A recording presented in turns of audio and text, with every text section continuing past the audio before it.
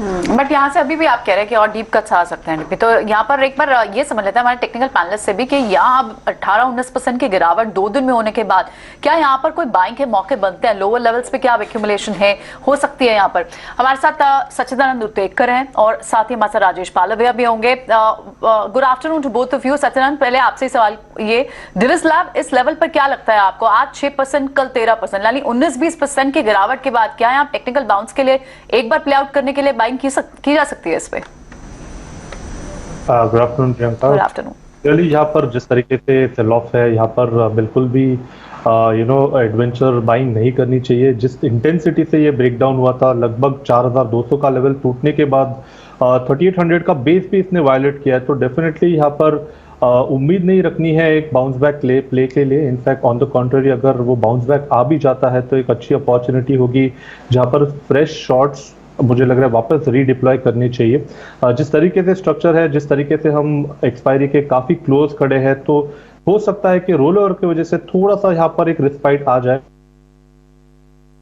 In fact एक सिद्धार्थ से भी कॉल ले लेते हैं। सिद्धार्थ हाई वैल्यूएशन स्टॉक्स के बारे में बात कर रहे थे और फार्मा भी वो देखते हैं। सिद्धार्थ, ये जो डिवीज का डी रेटिंग हो रही है, इस पे कोई व्यू आपका? आपने कॉन कॉल में आप भी क्या सुन रहे थे या आपको कुछ इनपुट्स मिले उस कॉन कॉल से जिसने बहुत ज्यादा डिस्टर्ब किया? We have been owning Divi's Labs for the longest time, and around 1 महीने पहले ही हमने ये पोजीशन से पहली बार एग्जिट लिया है। एंड इसका रीजन ये है कि ये क्वार्टर जो है उसमें बहुत बड़ा वन ऑफ आ रहा था मोलनुपिराविर के रेवेन्यू से, एंड ये रेवेन्यू सस्टेनेबल नहीं है, एंड इसके वजह से क्वार्टरली बेस बहुत हाई हो जाएगा। Given that over the next 2 to 3 quarters, we believe growth will be moderated and sustaining very high multiples is less likely. Purely based on this, we have taken a position to move out of Divi's Labs, and we might relook at it because we are big fans of the company. It is one of a kind business in the pharmaceutical industries. बहुत ज्यादा entry barriers है, and वो जो कर रहा है, rarely ऐसी कोई इंडियन फार्मा कंपनी है जो डिविस लैब का बिजनेस मॉडल रेप्लिकेट कर पाएगी, जो 20 साल के ट्रस्ट पे पूरा ये इसका बिजनेस खड़ा हुआ है। तो on a structural basis we are still very positive on Divi's labs and the story it has been writing over the next decade. But अभी के लिए हमको लग रहा है we'll be better off staying out of Divi's labs at least for some few quarters at least. आपने जो मोनोपोवीर की बात की और जो कोविड रिलेटेड हाई बेस की बात की, आपको नहीं लगता है कि ये मार्केट में सबको पता था कि Q3 में नहीं आया है तो Q4 में डेफिनेटली आएगा? डोंट यू थिंक जेनरिक्स में जो उनका 20% डीग्रोथ हुआ है वो एक मैटर ऑफ कंसर्न है, शायद उसके वजह से स्टॉक गिरा है? बिकॉज मोनोपोवीर का तो शायद ऑलमोस्ट लास्ट क्वार्टर में उन्होंने क्लियर कर दिया था कि Q4 में ये वन ऑफ रहेगा। ये वन ऑफ, सी हमेशा मार्केट्स में हम ऐसे बिलीव करते हैं कि कुछ चीज पता होना और उसको एक्चुअली डिस्काउंट करने में टाइम लगता है, एंड आई बिलीव और we have also acted based on this understanding that there will be a one off, and based on that next 3 quarters growth will be moderated, and given rate hikes are going up, sustaining extremely high multiples is going to be challenging. So it's a call on both multiples and slowing trajectory of growth, which is why we believe exiting Divi's Labs at this stage is the better call for us. But yes, generic business का risk है, but I do not believe that it is structural in nature. It's transient at best. This is my understanding and my view on Divi's Labs, because उसका business model बहुत ही ज्यादा तगड़ा है to be able to command the pricing that it needs to. So I don't think ये बहुत long lasting issue हो सकता है. I think they will find a way to come around it in the next 3 quarters. ठीक है, बहुत शुक्रिया सिद्धार्थ आपका, अच्छा लगा आपसे बातचीत करके। जल्दी वापस मुलाकात होती है आपसे, बहुत बहुत शुक्रिया, थैंक यू वेरी मच समय देने के लिए। खैर, इस बीच आप देख पा रहे हैं बैंक निफ्टी पहली बार दिन में 2:25 पे लाल निशान में आ चुका है। इससे पहले तक बैंक निफ्टी नहीं आ रहा था, निफ्टी बार बार आ रहा था, पहली बार है क्लोजिंग में। आजकल जो हो रहा है वो क्लोजिंग में हो रहा है, चाहे वो प्रॉफिट बुकिंग हो रही है, चाहे वो दिन भर की कंसोलिडेशन का खत्म हो रहा है या फिर बढ़ रहा है, जो हो रहा है क्लोजिंग। तो क्लोजिंग बहुत इंपॉर्टेंट है। आप इसलिए 18 आवर्स स्वदेश के साथ बने रहिएगा, इसी तरह के हर एक मुद्दे पर हम आपके सामने बात रखते हैं। इस बीच मेरे साथ सचिन उत्तेकर भी हैं और राजेश पालविया भी मेरे साथ जुड़ चुके हैं। राजेश जी, आज में 16,000 टूट जाएगा? देखने से तो ऐसा ही लग रहा है। 16,200 तोड़ने के बाद जो फ्रीक्वेंसी है नीचे आने की, वो बहुत फास्ट है। गुड आफ्टरनून डिम्पी जी। तो देखिए 16,200 जिस तरीके से हमने रिक्लेम किया था वापस अब यहाँ से टूटते हुए दिख रहे हैं, तो नेक्स्ट मेजर सपोर्ट तो 16,000 के आसपास है। हमें लगता है जिस इंटेंसिटी से सेलिंग यहाँ पे बनते हुए दिख रही है, हो सकता है हम 16,000 के काफी नजदीक तक भी आज के सेशन में जाते हुए दिखे। और वहां पे अब यहाँ पे जो सेकंड राउंड ऑफ सेलिंग जो बना, निफ्टी तो हालांकि वीक जोन में मॉर्निंग से ही ट्रेड कर रहा था, लेकिन बैंक निफ्टी का जो प्रेशर यहाँ पे माउंट हो रहा है, हमें लगता है कि उसके चलते बैंक निफ्टी भी अब यहाँ पे फिसलते हुए दिखेगी। 16,000 नेक्स्ट सपोर्ट है, वहां पे हमें लगता है कि आज के सेशन में तो एटलीस्ट वो लेवल होल्ड होना चाहिए, क्योंकि अभी भी वहां पे डेटा देखें तो अभी हमें लगता है कि ये सपोर्ट जैसा काम करते हुए दिखेगा। हम एक्सपायरी के काफी नजदीक पहुंचे हैं। 16,200 इंपॉर्टेंट लेवल था, उसके नीचे का जो लेवल है वो 16,000 है, और वहां पे हमें लगता है एक सपोर्ट बैंक वापस से इमर्ज होते हुए दिखेगी। बट सरप्राइजिंगली बैंक निफ्टी में जिस तरीके से वीकनेस यहाँ पे एक्सटेंड होते हुए दिख रही, ये एक थोड़ा सा सरप्राइज फैक्टर रहेगा आज के सेशन के लिए। अगर 34,000 के लेवल को हम बैंक निफ्टी में तोड़ते हैं तो फिर हमें लगता है कि एक सीरियस सेलिंग यहाँ पे मार्केट में आते हुए दिख सकती है एक्सपायरी पॉइंट ऑफ व्यू से भी, क्योंकि 34,000 काफी इंपॉर्टेंट बेस है बैंक निफ्टी का, और ऑलमोस्ट हम अब 100-150 पॉइंट की दूरी पे ही है उस लेवल से। तो वो एक चैलेंजिंग लेवल है बैंक निफ्टी के लिए। अगर वो लेवल को होल्ड नहीं कर पाता है तो हमें लगता है कि दोनों ही इंडाइसेस में फिर एक further fresh round of selling भी आते हुए दिख सकता है। तो 16,000 और 34,000 ये दोनों लेवल काफी इंपॉर्टेंट है, इससे हमें क्लोजली वॉच करें। ऑलराइट, ठीक है राजेश, तो ये व्यू है इंडेक्स पर। अब चलिए एक बार अर्निंग्स से जुड़े हुए भी कुछ सेगमेंट्स ले लेते हैं। एनआईआईटी के रिजल्ट्स आए और हमारे साथ बात करने के लिए मैनेजमेंट जुड़े हुए हैं। हमारे साथ मिस्टर सपनेश लल्ला हैं। Mister Sapnesh, welcome to ET now Swadesh. आपके रिजल्ट्स में दो बड़े हाइलाइट्स जो थे वो ये थे कि पहले तो आपका जो skills and career business segment है वो बेहद अच्छा कर रहा है, वहां आपके मैक्सिमम रेवेन्यूज है और रेवेन्यू इनफैक्ट लगभग 97% तक इंक्रीज हुए हैं। कॉर्पोरेट लर्निंग ग्रुप ने भी अच्छा किया है, लेकिन ये जो skills and career business segment है ये बेहद अच्छा कर रहा है। इसमें डिटेल्स आप और ऐड करेंगे कि क्या कुछ नए कोर्सेज आपने यहाँ इनकलकेट किए थे? जी, आपने बराबर बोला। स्किल्स एंड करियर बिजनेस हमारा 99% ग्रोथ हुआ पिछले साल, और क्वार्टर 4 में जो कि टिपिकली वीक क्वार्टर होता है उसमें भी 97% ग्रोथ किया है। दो वजह से, एक तो जो डिमांड सिनेरियो है वो बहुत अच्छा है। IT jobs, digital transformation related jobs are very hot, the talent market is hot. और जो एनआईआईटी का ब्रांड प्रॉमिस है कि अगर जो भी एनआईआईटी से ट्रेनिंग प्रोग्राम करते हैं उनको लर्निंग आउटकम्स मुकम्मल मिलते हैं, और वो ब्रांड प्रॉमिस लेते हुए हमने काफी अच्छा ग्रोथ दिखाया है Q4 में और पूरे साल में। एक और वजह यह है कि हमने पिछले साल आरपीएस कंसल्टिंग का एक्विजिशन किया, और उसकी वजह से हमने जो मार्केट सेगमेंट में एंट्री किया है वर्किंग प्रोफेशनल, उसमें भी काफी ग्रोथ आई है। आरपीएस कंसल्टिंग ने खुद काफी अच्छा ग्रोथ किया है। तो दोनों कंपनीज, जो आरपीएस कंसल्टिंग है और एनआईआईटी, दोनों ने मिलकर बहुत अच्छा काम किया है। स्पेसिफिकली एनआईआईटी के जो दो प्रोडक्ट्स हैं, की प्रोडक्ट्स स्टैकरूट और टीपैस, उन दोनों ने बहुत सिग्निफिकेंट ग्रोथ किया है। स्टैकरूट, टीपैस 137% ईयर ऑन ईयर ग्रोथ किया है।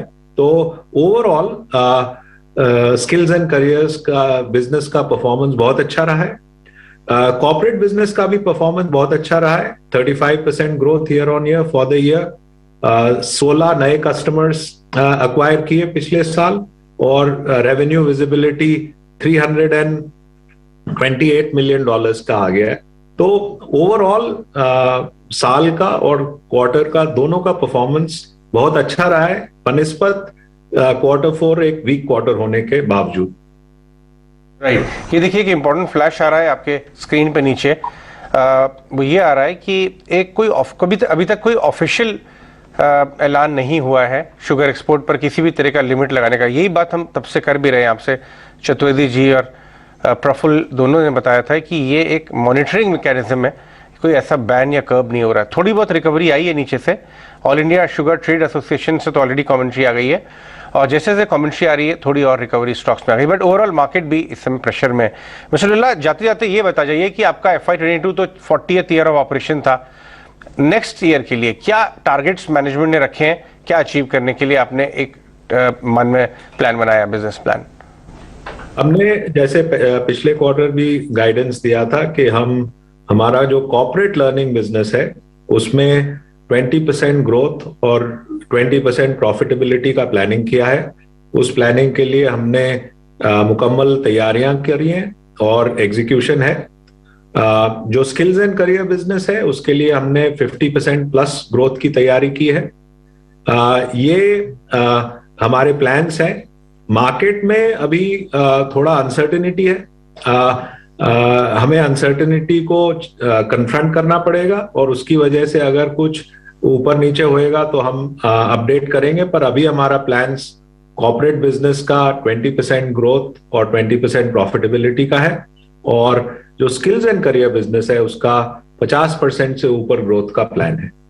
ओके मिस्टर लल्ला, बहुत बहुत धन्यवाद हमसे बात करने के लिए और गुड लक इन प्लान्स को अचीव करने के लिए भी। अपने टेकीज के पास वापस जाते हैं। राजेश, कुश और सचिदानंद, कुश आपके पास आएंगे। एक सडन गिरावट आई है लास्ट आधे घंटे में, कुछ फ्रेश शॉर्ट्स हुए। मैं देख रहा था यूएस फ्यूचर्स भी शायद घूम गए हैं। यस, यूएस फ्यूचर्स भी घूम गए हैं ऊपर से। आप लेवल्स क्या देख रहे हैं? आप पार्टिसिपेट कर रहे हैं शॉर्ट साइड पे और अपने ट्रेडिंग आइडियाज भी बताएं यहाँ से। कुश? जी हाँ, very good afternoon to you सारे पैनलिस्ट और आपके सारे दर्शकों को वेरी गुड आफ्टरनून। देखिए, ये जो फॉल है मैं बहुत ज्यादा चिंतित नहीं हूं इससे, बिकॉज देखिए मार्केट 16,000 और 16,400 की जो रेंज है ना उसको कहीं ना कहीं रिस्पेक्ट करके चल रहा है। तो जब तक वो रेंज होल्ड होती है तब तक मैं 15,800 का स्टॉप लॉस लगा के इसे एक बाइंग अपॉर्चुनिटी के तौर पे ही व्यू करूंगा। नॉट जस्ट येट, थोड़ा सा सेटल होने दीजिए, हल्का सा बाउंस आने दीजिए तब। लेकिन मैं इससे बहुत ज्यादा चिंतित नहीं हूं, बिकॉज हमने एक रेजिस्टेंस देखा है 16,400 के जोन्स में। यही प्ले आउट होते हुए हमें यहाँ भी निफ्टी पे दिख रहा है। Same thing is playing out on the Nifty on the down side. 16,000 का जो जोन है वहां पे हम वापस आ रहे हैं। मार्केट्स यहाँ सेटल होते हैं, एक बाइंग अपॉर्चुनिटी बनेगी। इसी की तरह, इसी के चलते मेरे जो दो कॉल्स हैं दोनों ऑन द बाय साइड ही हैं। दोनों ही इंसिडेंटली केमिकल स्पेस से है। पहला है SRF। Again we've seen the stock make a bottom and turn around. तो इमीडिएट बेसिस पे जो हमने एक रेजिस्टेंस देखा है वो 2400 के आसपास है। कॉल बेस भी अच्छा है, तो उसके चलते वहां पे एक रेजिस्टेंस आ सकता है, but that is still on the higher side. So 2400 के टारगेट के लिए SRF को बाय किया जा सकता है। और यहाँ जो स्टॉप लॉस होगा दैट विल बी फॉर 2280। अगर कोई लंबे समय के लिए होल्ड करें तो 2600 is also on the cards. जो मेरा सेकंड स्टॉक है ये एक बहुत ही शार्प गिरावट के बाद पिछले कुछ सेशन से बहुत ही स्ट्रॉन्ग रिकवरी दे रहा है, which is Camlin fine sciences. ये भी केमिकल स्पेस कंपनी है। हमने इस स्टॉक में एक अच्छा बाउंस आते हुए देखा था, लेकिन आज का जो इसका मूव है इट्स ऑलरेडी अप अबाउट 10%। वो एक ब्रेकआउट टेरिटरी एक ब्रेकआउट इंडिकेट कर रहा है। 120 के जो इसके स्ट्रॉन्ग रेजिस्टेंसेस थे उनको क्रॉस करके उनके ऊपर ट्रेड कर रहा है। इंडिकेटर्स अभी सजेस्ट कर रहे हैं कि यहां से रैली और कंटिन्यू हो सकती है। सो कैमलिन फाइन पे मेरा टारगेट होगा 135 का, और यहाँ स्टॉप लॉस जो है ये 122 का लेके चल सकते हैं। इंटरेस्टिंग है। SRF और कैमलिन फाइन हमारी शीट में भी शामिल था। हमने 2 दिन से इसको नॉन स्टॉप हम भी ट्रैक कर रहे थे, क्योंकि ये 200 दिन के एवरेज के ऊपर आके भी ट्रेड कर रहे थे। 2400 का आप टारगेट इसके अंदर दे रहे हैं और 2280 का टारगेट दूसरा कैमलिन है। इस बीच मार्केट में अब निफ्टी और बैंक निफ्टी दोनों लाल निशान में, तो थोड़ा संभल कर ट्रेड करने की जरूरत है। हमने 16,300 के पुट आपको सुबह दिखाई थी। अजय, आपको ध्यान होगा सुबह इसके रेट 215 216 थे, तो ऊपर 230 क्या था शायद अपने बात करते करते 230 उस समय चला गया था। अब इसका रेट 274 275 है, और अब इसका हाई जो भी लगा है थोड़ी देर पहले मैंने चेक किया था, वो था हाई करीब 285 का था, 288 रुपए का लग चुका है।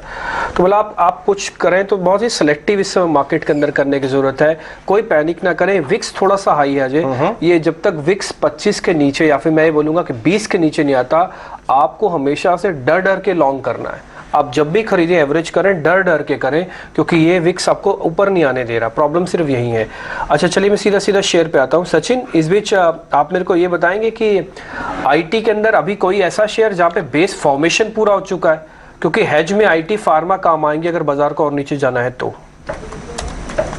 गुड आफ्टरनून डिम्पी जी। क्लियरली यहाँ पर जिस तरीके से मार्केट का रुझान है, तो मुझे लग रहा है यहाँ पर इमीडिएट बेसिस पे तो खरीदारी नहीं करनी चाहिए IT में। बट हैविंग सेड दैट, एक काफी बड़े गिरावट के बाद थोड़े से संकेत यहाँ पर स्टेबिलिटी के जरूर आ रहे हैं।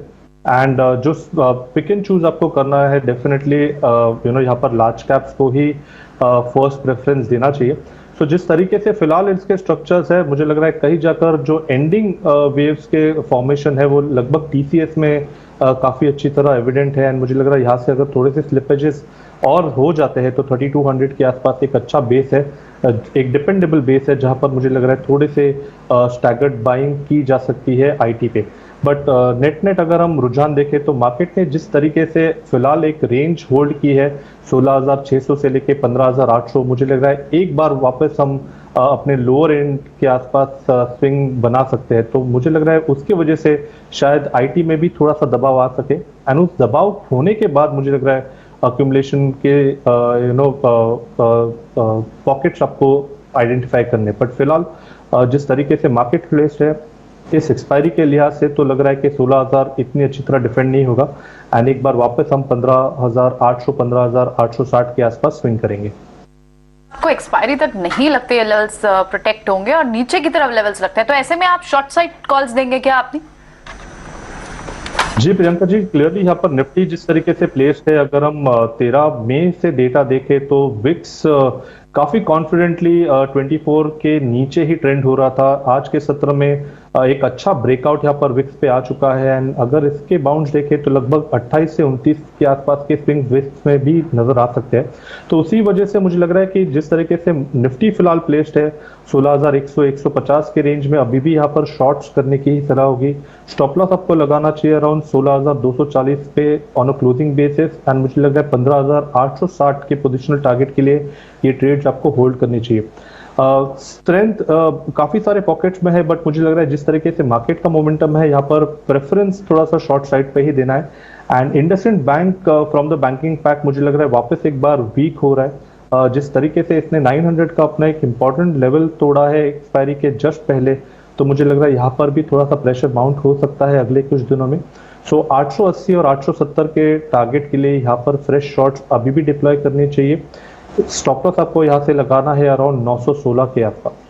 जो सेकेंड काउंटर हमारे रेडार में आज ही आया है, मुझे लग रहा है हेवल्स में एक काफी अच्छा कंसोलिडेशन हो रहा था, वो कंसोलिडेशन यहाँ पर ब्रेकडाउन के नजरिए से शेप अप हो रहा है। जिस तरीके से वापस इसने 1240 का एक इंपॉर्टेंट सपोर्ट तोड़ा है, तो मुझे लग रहा है लगभग 1170 तक के स्विंग यहाँ पर कंफर्टेबली नजर आ सकते हैं। तो हेवल्स में भी बिकवाली करने की सलाह होगी 1240 के स्टॉप लॉस के साथ 1170 के टारगेट के लिए। अब हम जाएंगे राजेश के पास। राजेश, दो फार्मा स्टॉक, एक तो डिवीज फ्रेश लो की तरफ जाते हुए 3600 ले नहीं पाएगा, लग रहा है रोक नहीं पाएगा जिस हिसाब से ये कल क्या हुआ था, रिलेटिवली कम डिलीवरी के साथ गिरा था, कल ज्यादा शॉर्टिंग हुई थी। आज जो है ये वॉल्यूम के साथ जा रहा है क्योंकि आज फंड्स जो हैं वो ट्रिम कर रहे हैं अपना शेयर। ये देखिए कल आपने देखा कि जबरदस्त कैंडल्स बनी है, वो फ्रेश शॉर्टिंग थी, आज काफी हद तक उसके शॉर्ट्स बरकरार रहे और आज डिलीवरी बिट सेलिंग और आ रही है। एक तो स्टॉक ये हो गया फ्रेश लो की तरफ। इसी सेक्टर का दूसरा एक स्टॉक है शिल्पा मेडिकेयर जो फ्रेश हाई की तरफ जा रहा है 13% ऊपर। क्यों? वो भी हमने आपको सुबह बताया था। कितना ऊपर था उस समय प्रियंका जब हमने सुबह डिस्कस किया था इसका? 11-11.5%। ये देखिए शिल्पा मेडिकेयर 14%, 18%, 7%। इसलिए आपको देखने की जरूरत है। यहाँ आपको सिर्फ ब्लाइंड ट्रेडिंग कॉल्स नहीं मिलेंगी, यहाँ पे आपको पर्सपेक्टिव मिलेगा। करेक्ट, राइट, रैशनल मिलेगा कि क्यों आपको लेना, क्यों है, क्यों बेचना है। इसके अंदर इतना डिनाइल भरा हुआ था डिम्पी, जब इन्होंने टैनो कैपिटल का ब्लॉक प्लेस किया था 3-4 बड़े फंड्स को, जो मैंने सुबह आपको नाम भी बताए थे, वो प्रॉमिस आया कि बड़े लोगों ने लिया जरूर कुछ हो जाएगा ट्रांसफॉर्मेशनल। 1.5 साल तक कुछ नहीं हुआ, रिजल्ट भी नहीं आए। ये रिजल्ट जो आया वो ट्रांसफॉर्मेशनल रिजल्ट था। आपने सुबह अगर 8-9% भी हम लोग जब डिस्कस कर रहे थे लिया होता तो 18%, 10% का गेन है। ये देखिए ये है। लेकिन हम राजेश के बाद वापस जाएंगे और बात करेंगे उनके ट्रेडिंग आइडियाज। राजेश, आप नेगेटिव है, एक्सपायरी वीक है, थोड़ा सा higher end of the range में था बाजार, दे रहा धीरे धीरे, क्या ट्रेडिंग आइडियाज लेके आए आप? बिल्कुल, तो अजय जी एक अपडेट साथ के साथ दे दें हम कि बिल्कुल स्लैब कल जब इसके नंबर्स अनाउंस हो रहे थे उस समय हमने इस पर चर्चा भी करी थी और 4000 के नीचे फिसला था, तो हमारे शॉर्ट कॉल ही यहाँ पे थे कि 3700 तक तो हमें लग रहा था कि वहां तक फिसलेगा। लेकिन अब जिस तरीके से और यहाँ पे फॉल एक्सटेंड हो रहा है, हमें लगता है कि नेक्स्ट मेजर सपोर्ट इसका 3400 की तरफ है, तो यहाँ पे अभी भी लॉन्ग नहीं करना चाहिए, यहाँ पे और भी वीकनेस एक्सटेंड होते हुए दिख सकती है। ट्रेडिंग आइडिया की बात करें तो 2 लॉन्ग के कॉल है और एक शॉर्ट साइड का है। शॉर्ट साइड में हमारा जो स्टॉक है पहले वो डिस्कस कर लेते हैं, वो है IT पैक्स और HCL टेक। काफी बड़ा ब्रेकडाउन ये स्टॉक के सेटअप में होते हुए दिख रहा है, और जिस तरीके से स्टॉक में daily, weekly, monthly across all time frame एक वीकनेस बनते हुए दिख रही है, और जिस तरीके से शॉर्ट ओपन एक्सपायरी के नजदीक भी यहाँ पे शॉर्ट ओपन होते हुए दिख रहे हैं, हमें लगता है HCL टेक को यहाँ पे अभी भी शॉर्ट किया जा सकता है। जिस तरीके के ब्रेकडाउन हुए, ये स्टॉक में 970 ट्रेडिंग पॉइंट ऑफ व्यू से टारगेट आते हुए दिख सकते हैं। 970 960 तक की जगह हमें लगता है इसमें लोअर साइड पे बनते हुए दिख सकती है। 1009 के स्टॉप लॉस से शॉर्ट करेंगे। अब जो लॉन्ग करना है उसमें हमें ऑटोमोबाइल से TVS मोटर अब यहाँ पे सिलेक्ट किया है। हमें लगता है जिस तरीके का TVS मोटर का स्ट्रक्चर है और जिस तरीके से पूरे सीरीज में यहाँ पे स्टॉक में स्ट्रेंथ बनते हुए दिख रही है, ये मंथ में ऑलमोस्ट 8 से 9% का गेन ये स्टॉक ने यहाँ पे बनाते हुए दिखा है, और जिस तरीके के एक्सपायरी में डेटा बनते हुए जा रहे हैं, हमें लगता है ये स्टॉक 740 की तरफ बढ़ते हुए दिख सकता है। 695 का स्टॉप लॉस सजेस्ट करेंगे। तीसरा स्टॉक जो है वो एक काफी बड़े सेलिंग के बाद अब यहाँ पे रिवर्स का पहला साइन देते हुए दिख रहा है, वो स्टॉक है वोल्टास। एक बड़े फॉल के बाद स्टॉक में जिस तरीके से लोअर साइड पे 950 960 के आसपास बेस बन के अब यहाँ पे सेकंड कंसेक्यूटिव वीक है जहाँ पे अब स्टॉक एक स्ट्रेंथ को यहाँ पे डिस्प्ले करते हुए दिख रहा है, और स्टॉक में काफी एक्टिविटी हमने देखा है, शॉर्ट अनवाइंड होते हुए दिख रहे हैं। तो हमें लगता है वोल्टास यहाँ से एक अच्छा पुलबैक का ट्रेड कंटिन्यू होते हुए दिख सकता है। 1040 तक के टारगेट हमें लगता है इसमें आते हुए दिख सकते हैं। तो एक बड़े करेक्शन के बाद वोल्टास यहाँ पे बाय करने की सलाह है 980 के स्टॉप लॉस से। खबर है इंपॉर्टेंट, इनफैक्ट उससे हम आपसे बात भी करेंगे, वो है भारती एयरटेल। भारती एयरटेल खबर ये आ रही है, इनफैक्ट आज इकोनॉमिक टाइम्स ने ये खबर चलाई है और उसके हम ग्राफिक्स लेके आते हैं आपके पास, कि एक और राउंड ऑफ टैरिफ हाइक्स हो रहा है। हमने लगातार देखिए ये आया बड़ा बयान भारती एयरटेल के, साल में एक और बाद आरपू बढ़ सकता है। इनफैक्ट भारती और डिफरेंट सीनियर्स भारती के, चाहे वो मिस्टर मित्तली हो, अलग अलग प्लेटफॉर्म पे ये बोलते आए हैं कि टैरिफ जो है अपवर्ड मूवमेंट में है। तो ये हो गया बयान भारती का। हमारे साथ नितिन सोनी है जो स्पेस को मैग्नीफाइंग ग्लास से देखते हैं। नितिन, आपका व्यू क्या है? अभी हमने ऑलरेडी देखे हैं 2 टैरिफ हाइक्स आए हैं, एक दिसंबर 2019 में, एक 21 में, एक और की तैयारी हो रही है। क्या ये कंपनी के फाइनेंशियल्स को और मजबूत कर सकते हैं एक और कब आएगा आपके हिसाब से? कब तक होना चाहिए एक और टैरिफ हाइक? क्या अजय, क्या आप मुझे क्लियरली सुन पा रहे हैं? हाँ, मैं सुन पा रहा हूँ आपको। आप लग रहा है कि आप क्या किसी, आप सिंगापुर में, राइट? आप काफी हवा आ रही है, काफी हवा आ रही है। आप बोर्ड पे घूम रहे हैं क्या? हाँ, मैं बोर्ड पे घूम रहे हैं। मैं सिंगापुर से ही बात कर रहा हूँ। ओके, प्लीज आप बताइए, टैरिफ हाइक की बात करते हैं पहले। ओहो, कट गया। एक्चुअली लाइन थोड़ी स्क्रैची थी और सिंगापुर में घूम रहे हैं, ये वहाँ ही काम करते हैं। थोड़ा स्क्रैची लाइन थी, मुझे लगा बहुत विंडी भी होता है वैसे, क्योंकि वो सी से पूरी तरह घिरा हुआ है। पर विंडी बिल्कुल भी इस वक्त आपको टेलीकॉम स्टॉक्स के लिए नहीं है, क्योंकि आप जैसे बता रहे हैं 20 से 25% का टैरिफ हाइक तो ऑलरेडी ले चुके हैं, तो और उसके बाद भी एक्टिव यूजर्स लूज नहीं हुए, तो यानी प्राइसिंग का भाव हो गया। देखिए एक्चुअली भारती मित्तल ने भी ये बात बोली थी कि 200 का जब तक आरपू नहीं आएगा तब तक सर्वाइवल करना बहुत मुश्किल है।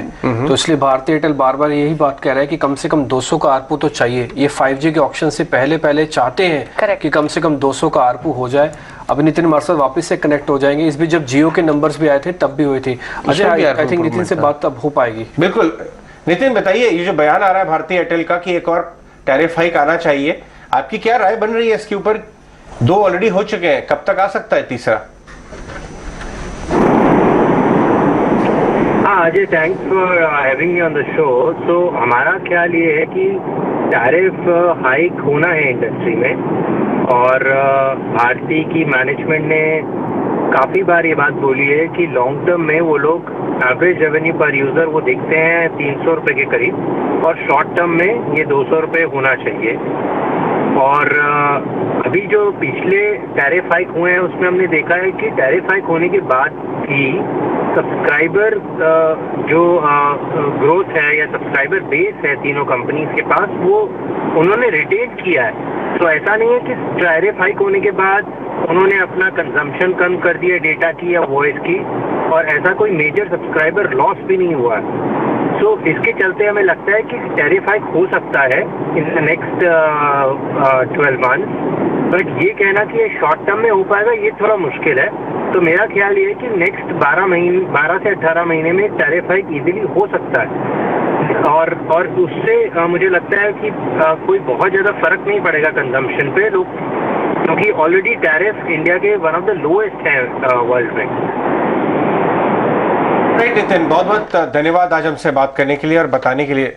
नितिन ये कह रहे हैं कि ये एब्जॉर्ब हो जाएगा, टैरिफ हाई एक और आ सकता है 12 महीने में और मार्केट एब्जॉर्ब कर लेगा, जैसे कि पहले 2 किए, 19 में एक हुआ, 21 में एक हुआ, बाजार ने एब्जॉर्ब कर लिया, इंपैक्ट नहीं आया डिमांड पे। अब ट्रेडिंग की बात करते हैं।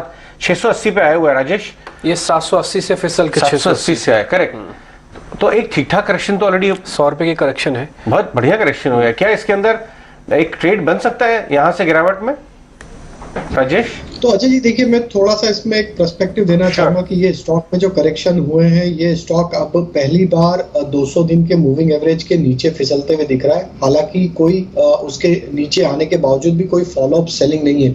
और अगर इस स्टॉक का हिस्टोरिकल डेटा भी हम देखें तो ऑलमोस्ट ये 2021 के आसपास 200 दिन के मूविंग एवरेज को टच करके वहां से पूरा एक रिकवरी का ट्रेड इसमें बनते हुए दिखा था। 780 तक, 800 रुपए तक के लेवल तक की रैली बनी थी।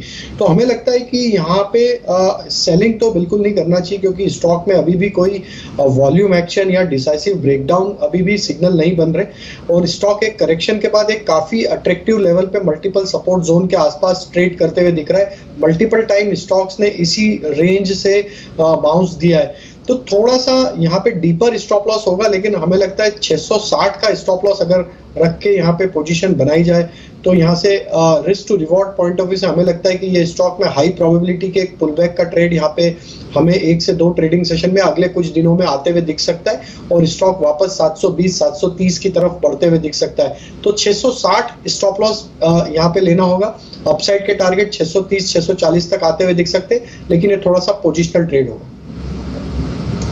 राइट, एब्सोल्युटली, बिल्कुल। तो ये राय रहेगी भारतीय एयरटेल पर। तो यहाँ से हम ये पूरी स्टोरी भी ट्रैक कर रहे थे। इनफैक्ट कई सारे stocks Rajesh, we must acknowledge कि आपने सन फार्मा स्टॉक दिया था, डिविस लैब आपने शॉर्ट करवाया था, तो वो सारी कॉल्स आपकी बैंग ऑन गई है। हमारे साथ एक और एक्सपर्ट है, हमारे साथ कुणाल बोथरा भी हैं, उनसे भी समझ लेते हैं कि वो इस वक्त मार्केट्स में करें। कुणाल, इस वक्त एक फेमस है कि सबसे पहले पूछा जाता है कि क्या लेने का, तो आई थिंक आपको क्या कहना चाहिए, या तो चिल लेने का या फिर आराम लेने का। बाजार में इस वक्त क्या खरीदारी होनी चाहिए? आई थिंक जी, धन्यवाद शो में इनवाइट करने के लिए। पहले तो मेरा मानना है कि आई थिंक हम उस ट्रेडिंग रेंज में, इंडाइसेस में, जहाँ पे कम activity is a good activity, having no view is also view in the markets. तो इट्स मच बेटर के इस वॉलिटिलिटी में ज्यादा ट्रेडिंग, ओवर ट्रेडिंग करने से बेटर है कि आई थिंक कुछ ट्रेडिंग एक्टिविटी को लिमिटेड कर देना चाहिए, पोजीशन साइज को ड्रॉप कर देना चाहिए। ये मार्केट की फितरत होती है, मार्केट की एक कैरेक्टरिस्टिक होती है। तो हमें वो ट्रेडिंग एस्पेक्ट को चेंज लाना बहुत ज़्यादा ज़रूरी होता है। हाँ, जब डिसाइसिव साइंस आ जाएंगे मार्केट्स में ब्रेकआउट ब्रेकडाउन के, तब ट्रेंड को पकड़ना बहुत ज़्यादा ईजी हो जाता है। बट साइडवेज मूवमेंट में आई थिंक बेटर होता है कि ट्रेडिंग एक्टिविटी को ड्रॉप डाउन करना बहुत ज़्यादा इंपॉर्टेंट होता है। हम फिर भी एक ब्रॉडर बेसिस पे एक 500-600 पॉइंट रेंज में ही चल रहे हैं। आज की जो खाली एक डिफरेंशिएटिंग फैक्टर है मार्केट की, वो है rise in India VIX. Because last 1 week से जब मार्केट करेक्ट कर रहा था, तब इंडिया विक्स ने 25 के लेवल्स को कन्विंसिंगली क्रॉस नहीं किया। बट आज ओपनिंग पे first half an hour, first 45 minutes पे हमने इंडिया विक्स के 25 के लेवल्स को क्रॉस कर दिया था। ये एक इंपॉर्टेंट पैरामीटर है, बिकॉज ये इंडिकेट करता है कि मार्केट सेटल नहीं रहेगा रेंज में, और जैसे जैसे इंडिया विक्स अगर बढ़ती जाएगी, पॉसिबल हो सकता है कि मार्केट की जो रेंज है वो और ज्यादा ब्रॉड होती जाएगी। तो इस लिहाज से मेरे अनुमान से ट्रेडिंग एक्टिविटी थोड़ी सी मिक्स होनी चाहिए। तो मैं एक बाय और एक सेल रिकमेंड करूंगा करंट फेज पे। गुजरात गैस एक ऐसा स्टॉक था जिसने लास्ट 1 वीक 2 वीक्स पहले बहुत अच्छा ब्रेकआउट दिया था, तो मैं उस पर बाय कॉल रिकमेंड करूंगा। एक्सपेक्ट करूंगा कि जो 2 दिन की माइल्ड करेक्शन आई है स्टॉक में, वो शायद एक मीन रिवर्जन फेस हो सकता है, और यहाँ से स्टॉक वापस से पिकअप कर सकता है पेस। सो बाय के लिए रिकमेंड करूंगा। 580 का टारगेट रख सकते हैं, क्लोजिंग बेसिस पे 540 के आसपास एक स्टॉप लॉस रख सकते हैं। और सेकंड रहेगा एशियन पेंट्स। 200 मूविंग एवरेज से स्टॉक ने रिवर्स किया है डाउन साइड में, और अगर हम देख रहे हैं आज के वो बेरिश एंगल्फिंग पैटर्न बना चुका है डेली चार्ट्स पे, तो इसमें मैं सेल रिकमेंड करूंगा। 2980 का टारगेट, स्टॉप लॉस 3140। ऑलराइट, तो एशियन पेंट्स को यहाँ सेल कर रहे हैं और साथ ही गुजरात गैस को प्लस कर रहे हैं, तो हेड स्ट्रैटेजी लेकर चल रहे हैं यहाँ पर कुणाल लव, और ये कुछ और रिकमेंडेशन, कुछ और पिक्स आपके लिए ऐड होती हुई। चलिए एक बार दूसरे कुछ और स्टॉक्स पर भी नजर डालते हैं। आज हम दिन में देख भी रहे थे जब सुबह एक सेक्टर स्पेस पूरा केमिकल और फर्टिलाइजर, वहां से आपके लिए कई सारी बुलिश पिक्स दिख भी रही थी और हमने कई सारे स्टॉक्स शेयर भी किए थे। आई थिंक आपकी 200 डे की मूविंग एवरेज के ऊपर भी था कोरोमंडल का डिम्पी, आज 4% ऐसे ही था, और इसके अंदर ना केवल 200 दिन के एवरेज बल्कि ब्रेकआउट का कैंडिडेट भी है, और एक लीनियर, जिसको ग्रोथ कहते हैं 45 डिग्री के एंगल पे होती है, वो भी आपको दिख रही थी। कोरोमंडल इंटरेस्ट में राजेश जी एक चीज मेरे को बताइए, इन्वेस्टर को भी बने रहना चाहिए ना। मैं ट्रेडिंग की बात इसलिए थोड़ा कम करूंगा, होता क्या है ना, हफ्ते में सिर्फ 2 दिन चलता है, 3 दिन सोया रहता है शेयर, तो इसलिए मैं ट्रेडिंग के पॉइंट ऑफ व्यू से, मैं सिर्फ इन्वेस्टर के पॉइंट ऑफ व्यू से पूछ रहा हूँ। अभी जो है वो बने रहे, और जिनको आना है वो आए कि भी नहीं आए। मैंने डिम्पी जी काफी स्ट्रॉन्ग स्ट्रक्चर है ये स्टॉक का। अगर हम daily, weekly, monthly across all time frame देखें तो stock series of higher top higher bottom formation बनाते हुए दिख रहा है। और वीकली सेटअप को भी अगर हम एनालाइज करें तो पिछले 2-3 मंथ का अगर हम सेटअप देखें तो स्टॉक ने एक राउंडिंग बॉटम फॉर्मेशन बना के वापस से फ्रेश ब्रेकआउट यहाँ पे इन कंटिन्यूशन में पैटर्न को देते हुए दिख रहा है। तो बिल्कुल बने रहना चाहिए। जो थोड़ा सा पोजिशनल नजरिया रखते हैं उनके लिए अगर कोई वॉलेटिलिटी में डिप भी मिलती तो यहाँ पे अपॉर्चुनिटी होगी वापस से स्टॉक को ऐड करने के लिए। हमें लगता है जिस तरीके के फॉर्मेशन है ये स्टॉक 4 डिजिट की तरफ बिल्कुल बढ़ते हुए दिखेगा। 1040, 1050 तक की अपसाइड हमें लगता है शॉर्ट पीरियड ऑफ टाइम में भी आते हुए दिख सकती है। तो जिनके पास पोजीशन है होल्ड रखें, 930 के आसपास स्टॉप लॉस रखें और पोजीशन को कैरी करें। 1030, 1040 हमें लगता है पोजिशनल टारगेट इसमें आते हुए दिख सकते हैं। कोरोमंडल पे एक आपको रिकमेंडेशन तो मिल गया, और बाय का ठप्पा भी हमने आपके सामने लगा दिया, यानी कि गेस्ट ये कहना चाह रहे हैं कि आप इसमें खरीदारी कर सकते हैं। ये और थोड़ा सिंप्लीफिकेशन है, तरीका है आप तक बात पहुंचाने का। खैर आगे बढ़ते हैं। महंगाई को लेकर बहुत चिंता है, महंगाई कम करने पर सरकार का फोकस बढ़ गया है। अब पेट्रोल और डीजल पर एक्साइज ड्यूटी में कटौती के बाद अब सरकार खाने के तेल की महंगाई को भी कम कर सकती है। कैसे? क्रूड सनफ्लावर और क्रूड सोयाबीन ऑयल पर 5.5% से सेस को सरकार हटा सकती है। ये एक एक्सक्लूसिव खबर है, इसकी और डिटेल मेरी सहयोगी मेघना मित्तल हमको दे रही है। मेघना बताएं। जी, अभी शनिवार को ही गवर्नमेंट ने एक्साइज ड्यूटी कट किया था फ्यूल पे, जिसकी वजह से इन्फ्लेशन में कुछ हद तक रिलीफ आने की उम्मीद है। अब जो सूत्र जानकारी दे रहे हैं कि क्रूड सनफ्लावर और क्रूड सोयाबीन ऑयल इंपोर्ट्स पर गवर्नमेंट कुछ रिलीफ देने का विचार बना रही है। ये याद रखिए कुछ समय पहले ही बेसिक कस्टम्स ड्यूटी जो क्रूड एडिबल ऑयल्स है उन सब पर हटा दी गई थी, लेकिन अभी भी एग्री इंफ्रा डेवलपमेंट सेस और सोशल वेलफेयर सेस अभी भी है इन इंपोर्ट्स पर, जो कि अप्रॉक्सीमेटली 5.5% के लगभग है। तो जो सूत्र जानकारी दे रहे हैं कि कॉमर्स मिनिस्ट्री और फूड मिनिस्ट्री ने ये सजेशन भेजा है फाइनेंस मिनिस्ट्री को कि जो पूरा सेस पोर्शन है इन दोनों क्रूड एडिबल ऑयल्स पर वो हटा देना चाहिए। फाइनेंस मिनिस्ट्री इस पर जल्द ही डिसीजन लेगी। ये जो एंटायर पोर्शन है, ये याद रखिए कि सबसे ज्यादा जो इन्फ्लेशन जिस वजह से देखा जा रहा है वो एडिबल ऑयल और फ्यूल इंपोर्ट्स की वजह से है, जिसका प्राइसेस हम ग्लोबली देख रहे हैं कि बहुत बढ़ा हुआ लगातार चल रहा है। इसी की वजह से गवर्नमेंट ने एक्साइज ड्यूटी कट का डिसीजन लिया था, और अब क्रूड सनफ्लावर और क्रूड सोयाबीन ऑयल इंपोर्ट्स पर इन्फ्लेशन कम करने के लिए गवर्नमेंट जल्द ही डिसीजन ले सकती है। ये सूत्र जानकारी दे रहे हैं। सरकार ने चौतरफा तैयारी कर ली है कि किसी भी तरह से इन्फ्लेशन ना हो। ना पहले उन्होंने वीट को बैन किया, अब आप खाने पीने के तेल के एक्साइज को हटाकर थोड़ा इसको सस्ता करना चाहते हैं। थोड़ी देर पहले सोर्स बेस्ड इंफॉर्मेशन ये आई कि सरकार शुगर का भी एक्सपोर्ट्स को लिमिट कर देना चाहती है। तो गवर्नमेंट अपना काम तो कर रही है इन्फ्लेशन के पॉइंट ऑफ व्यू से। खैर हम थोड़ा और आगे बढ़ते हैं, अब आते हैं सीधा शेयर्स पे ही। हीरो मोटोकॉर्प, क्या ये बेस जिसके बार बार बात बोलते हैं बेस बन चुका है? क्या सचिन ये बेस बन ही चुका है ना? अगर मान लो मैं इन्वेस्टमेंट करना चाहूं और इस पूरे साल के लिए रखना चाहूं टिल दिवाली तक, तो क्या मैं हीरो मोटोकॉर्प को रख सकता हूं? मंथली चार्ट अगर हम देखें एंड जिस तरीके से यहाँ पर एक बुलिश इनगल्फिंग फॉर्मेशन था पिछले महीने में, उसका कंफर्मेशन भी इस महीने में आ चुका है। जिस तरीके से स्ट्रक्चर है इसका एक काफी इम्पोर्टेंट डिक्लाइनिंग चैनल के ब्रेकआउट के आसपास खड़ा है। जिस तरीके से इसका RSI मंथली चार्ट पे है वहां पर भी एक 50 के आसपास का ब्रेकआउट एस्टैब्लिश हो रहा है। तो मुझे लग रहा है डेफिनेटली इसकी जो आउट परफॉर्मेंस है वो कंटिन्यूड ही रहनी चाहिए। इमीडिएट बेसिस पे तो जिस तरीके से ये पैटर्न है लगभग 3100 के प्राइस टारगेट्स तो एविडेंट है। तो डेफिनेटली यहाँ पर बुलिश पोजीशन रिटेन करनी चाहिए।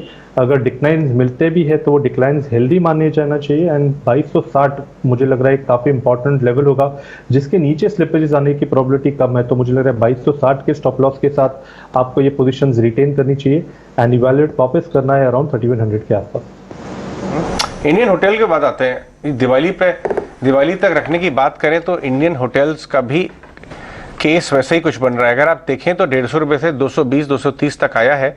मैनेजमेंट ने कल शाम को एनालिस्ट को बहुत सॉलिड कमेंट्री दी है। अभी वो ठीक है नीचे आ गया आज की तारीख में, लेकिन ये पोजिशनल और पोर्टफोलियो कैंडिडेट है क्योंकि मार्जिन एक्सपेंशन पे कमेंट्री दी है, नए होटल्स पे कमेंट्री दी है और ये साफ तौर पे कहा है कि कोई डेट नहीं लेंगे, कैश फ्लो फंडेड है।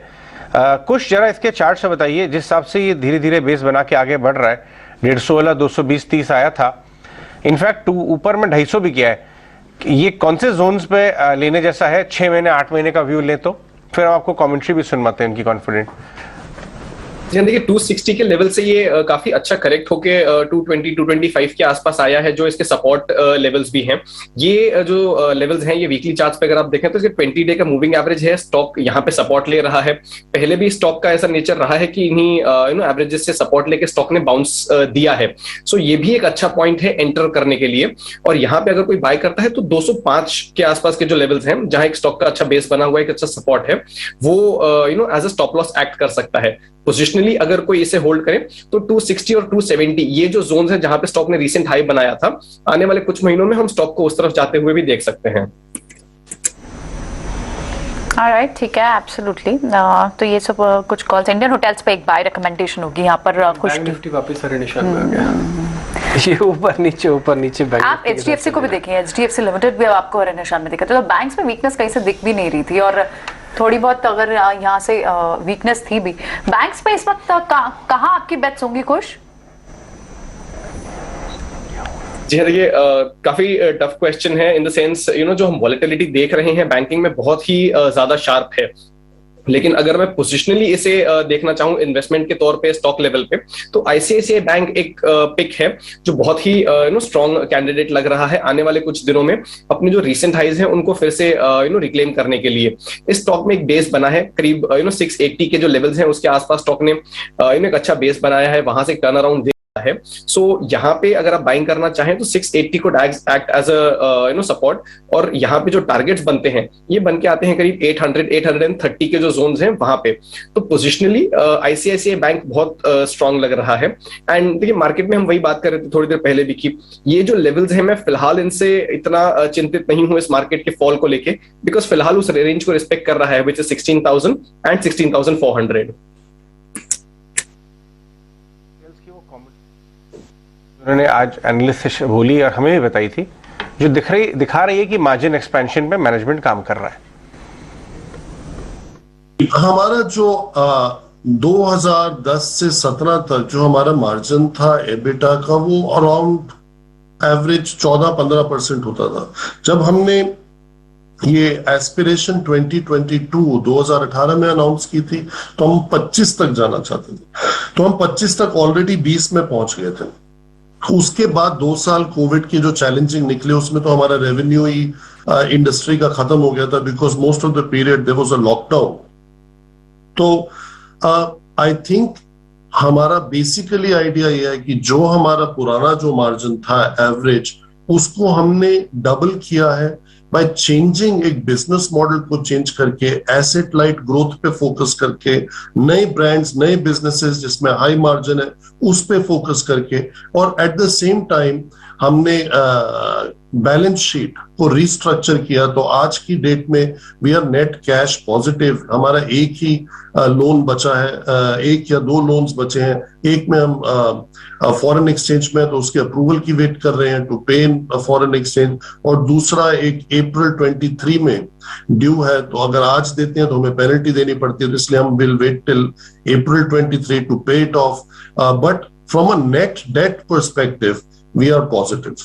ग्रोथ का जो फंडामेंट होता है वो ब्रांड्स होते हैं। अगर आपका हर पोजीशनिंग में ब्रांड है, लग्जरी में भी है, अप स्केल में भी है, मिड स्केल में भी है, बॉटम ऑफ द पिरामिड में भी है, तो आपके पास हर ग्रोथ का एडवांटेज लेने के चांसेस हैं। ऊपर से हमने उसमें होम स्टे और होम डिलीवरी भी ऐड कर दिया, QSR भी ऐड कर दिया। बट हमारी एक एम्बिशन जरूर है, हम जिस भी कैटेगरी में जोन सा भी ब्रांड लाएंगे वो अपनी कैटेगरी में उसकी परसेप्शन प्रीमियम होनी चाहिए।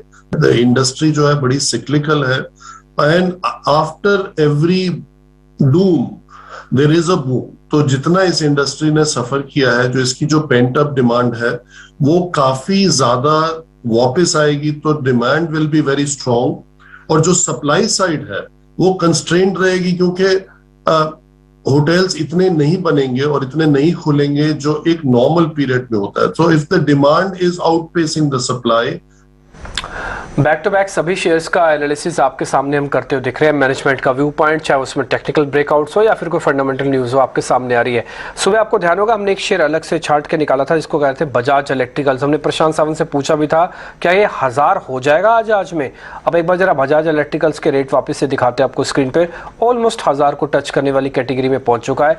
988 रुपये का इस समय का रेट है और ये सुबह था 940 रुपये के आसपास। तो ये एक अच्छा मूव दे गया इंट्राडे में।